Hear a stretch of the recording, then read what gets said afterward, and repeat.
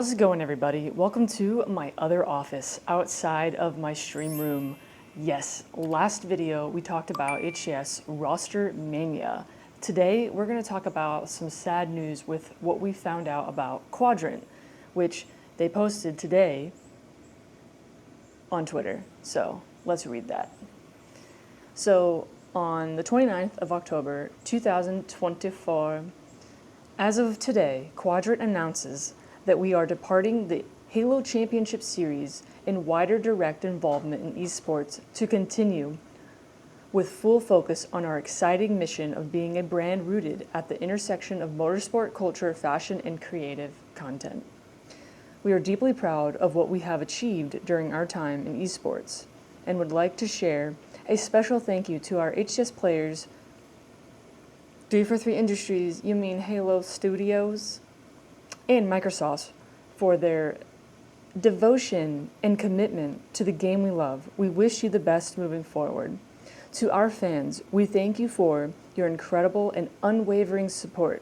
You have been a constant and passionate reminder of why we entered into the space in the first place. And we hope we have given you as many memories as you have provided us. Sincerely, Jamie McLaren, Quadrant CEO. This is devastating, actually. I had a feeling that something in my gut tells me, and I could be wrong, and I hope I'm wrong, but I kind of think this might not be the only organization to leave HCS this year. I mean, let's be honest, HCS, it's not that big of an esports.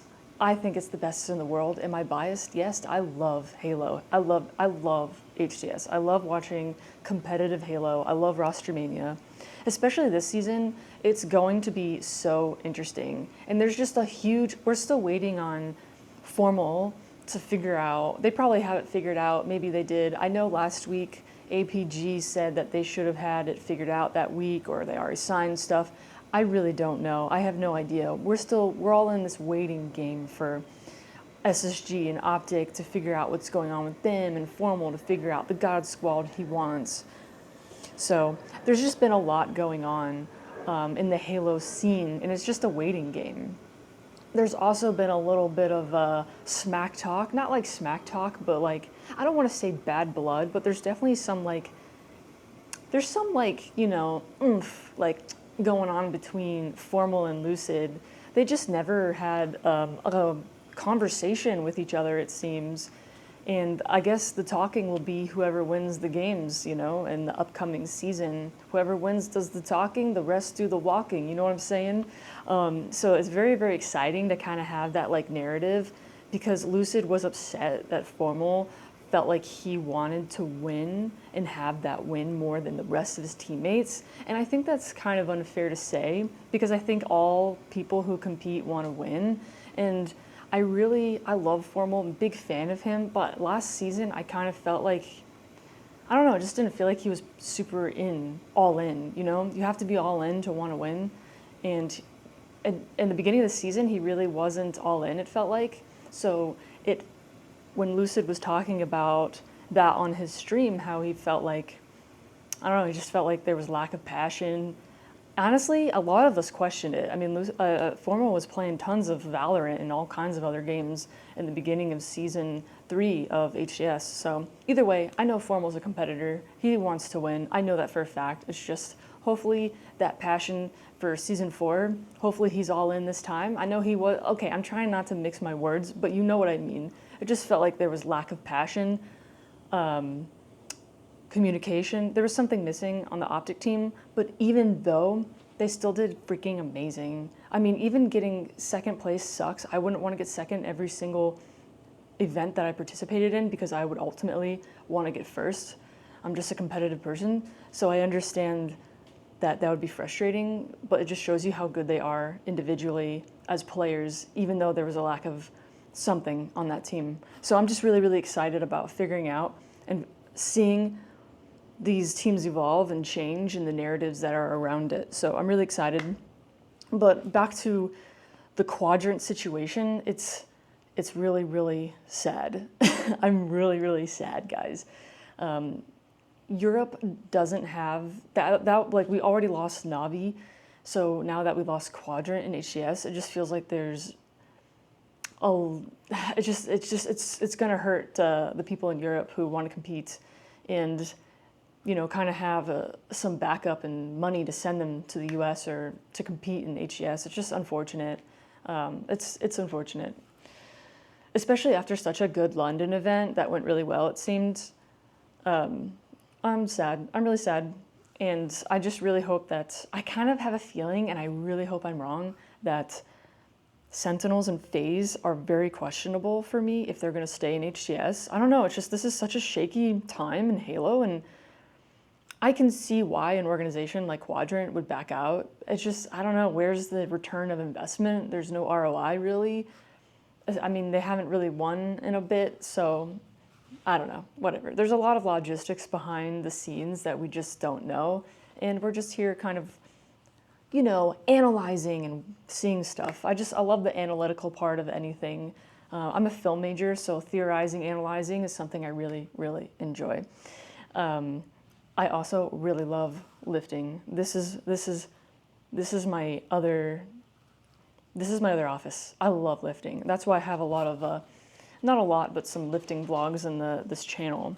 I just love it.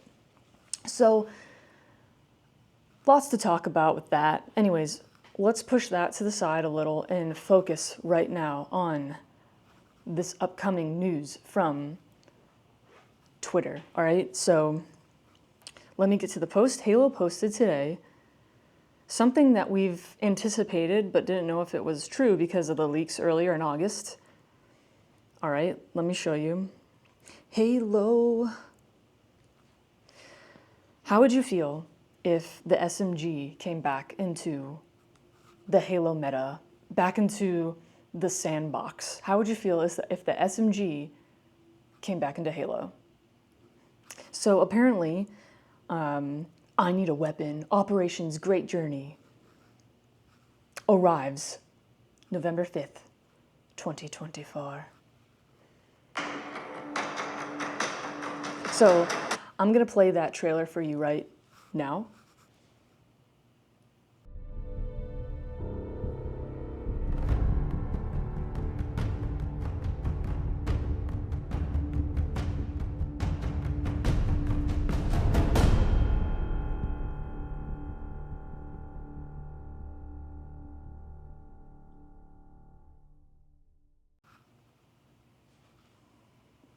While I watch it myself.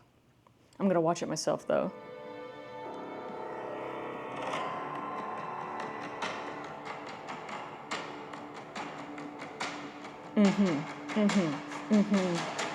The Great Journey. Wow. So that was really, really brief, right? So I tweeted back, can we dual wield this weapon? That's asking real questions, guys. I highly doubt it. At this point with Halo, we're just lucky to get anything. So I'm not ungrateful that we're getting something. If we are, I'm assuming that this is going to be a new weapon. It's going to be the SMG called, let's see, what is it called?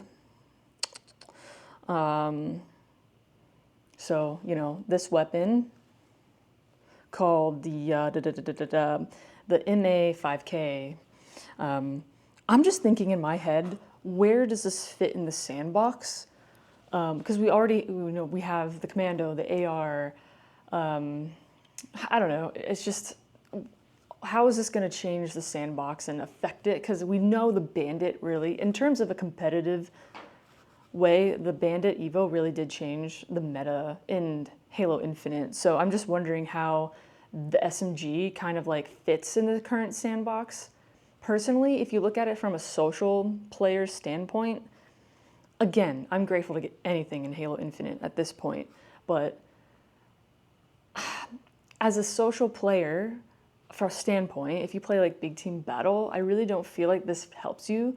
What we have in Big Team Battle is a major issue of, and it has been an issue since the day the game launched, is the game is just unbalanced. Big Team Battle is unbalanced, and ever since they buffed the Banshee, the BB, they buffed it, and it's just, right now, Big Team Battle is just so unfun. So I'm wondering, wouldn't it have been more cool to maybe bring in the Spartan laser or some other kind of, even if it wasn't like some major weapon to destroy vehicles in big team battle, it would have been cool to have another weapon that was a part of the Banished, the Covenant, something that's not like a UNSC weapon. It just would be cool to have a little bit of variety in the game. But again, I'll take anything I can get at this point, because at this point, I just feel like we're getting what we should have gotten a long time ago, and they're just like, here you go. So I don't know. So what do you guys think? Do you think, how is this going to affect the meta, the sandbox? Will it be in competitive play? Are you excited to have this in social games? Do you really feel like it's worth anything to have in the game? Do you think it's going to affect how the meta is right now?